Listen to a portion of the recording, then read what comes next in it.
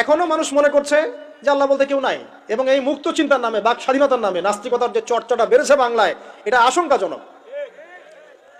বড় বড় বিশ্ববিদ্যালয় থেকে পড়ে আসছে, অনেক সময় দেখলাম বড় বিশ্ববিদ্যালয়ের প্রফেসর, সে বলছে যে মহাবিশ্ব বিগ ব্যাং দিয়ে সৃষ্টি হয়েছে, সৃষ্টিকর্তা নাই এখানে কোনো।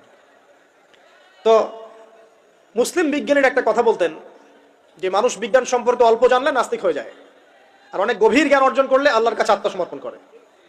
খেয়াল করে দেখবেন, ডক্টর ইঞ্জিনিয়ার যারা বড় বড় লেভেলে চলে গেছেন, অনেক সিনিয়র, তারা কিন্তু বেশিরভাগ নামাজি দেখবেন, নামাজ পড়ে, দান সৎকা করে, সমাজ কল্যাণমূলক কাজ করে। তারা কিন্তু রোগীর সেবা করতে গেলেও বলে যে নামাজ পড়িয়েন, রোজা রাখিয়েন, তারা কিন্তু বলে। অনেক ডক্টর আমি দেখেছি এমন, যারা যত বেশি গবেষণা করে তারা তত বেশি আস্তিক হয়ে যায়, আর টুটাফাটা গবেষণা করলে নাস্তিক হয়ে যাবেন।